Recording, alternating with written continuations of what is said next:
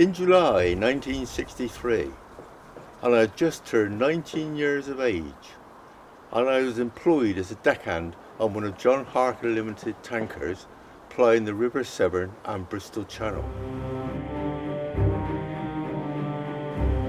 My story begins on the Friday morning, as I was about to leave home to join the Winsdale H down in Gloucester Docks. As I opened the front door and stepped outside, my mum called me back. She said, "Go careful this trip. I dreamt last night you fell out of the sky and drowned." I thought no more of it, got the bus down to the docks and joined the Winsdale H, and off we sailed down to Sharpness along the 16-mile length of the Gloucester and Sharpness Canal. Our skipper, George Thompson, had told us as we left Gloucester that we were due to spend a few weeks in the Bristol Channel working all the ports. So we found ourselves on the Sunday morning, 8 o'clock, in Swansea Lock, and we were tied alongside a larger coastal tanker. Now, there was other ships to come in, and George said to me, "Nip ashore, get on the phone and find out what berth they want us at the top of the Queen's Dock." Well, I climbed up the side of this coastal tanker on the stern end. No ladder, I just pulled myself up as best I could. And when I got to her top rail, the rail gave way, and I plummeted straight down into the lock water. I couldn't swim, and no one had ever told me what to do if I fell in. It was never discussed.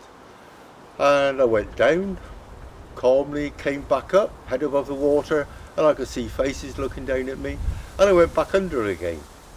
Came up again, took a big mouthful of air, same faces looking down, and down I go again. But this time I don't come back up. I'm led on my back, eyes open, mouth closed, cheeks bursting. I'm going down and down. I could see the hull of the Winsdale H above me in the clear water. I'm going down, and suddenly I'm gone. That's the end of me. Effectively, I've drowned.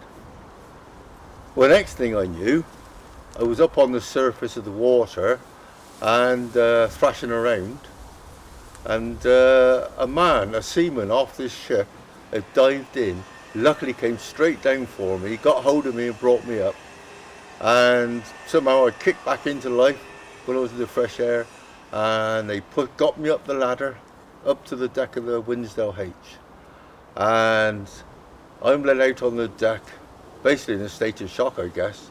But his skipper was there giving me a severe telling off for being so stupid as to climb up the side of his ship with no ladder.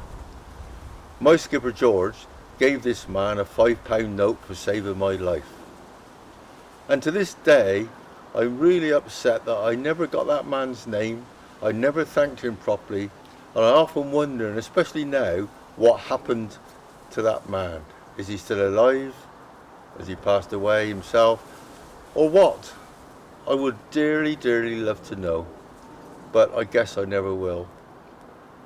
Anyway, we went on up to the Queen's Dock and loaded with petrol, and we were bound for Newport Docks. Inside the docks, the small shell berth inside.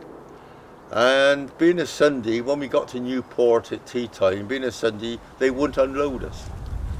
So they took me ashore. We were a four-man crew, skipper, mate, engineer and myself. The four of us went ashore, and they got me, crudely, they got me pissed.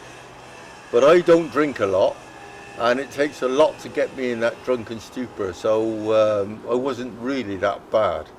But I did enjoy myself, enjoyed their company, and it was a good night.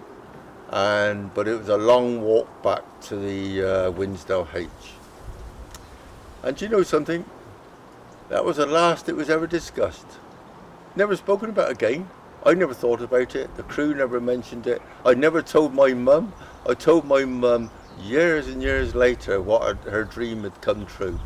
And that was the end of that. And yes, I did learn to swim, but many years later, whilst at the Fire Service College, on my first course at the college where swimming was compulsory. I was the only one who couldn't swim, and in the 6 weeks I was there on the course, the instructor there did teach me to swim, and I ran over on our last swimming lesson. I ran over to the pool and I said to the instructor, quick, let me get in, I want to do my length to get my certificate. He said, righto, carry on. I got in. It was all silent until my fingers touched the end wall, and a great cheer went up because all the other students had come over, and they just cheered me. Great feeling. But I cannot swim today. If I go down to the swimming baths to swim, I get halfway across the pool and I get flashbacks, terrible flashbacks, and I have to get out. I'm in a panic. I have to get out. It takes me a while to calm down, so I steer clear of water. I hope though that if I do fall in again, I could keep afloat. I hope you enjoyed this short story. I have plans to make other videos with incidents what happened to me whilst I was working with harkers, and indeed later on when working on the grain barges. Some humorous, some serious, but I'm sure there's many for you to enjoy. Meanwhile, I hope you subscribe and hit the like button so that you will be notified in the future of when these short films appear again. So meanwhile, take care and goodbye. Thank you for watching my film. If you liked it, why not subscribe to my channel and hit the like button. Meanwhile, I look forward to meeting you all again next week with a new film for you to enjoy. Bye.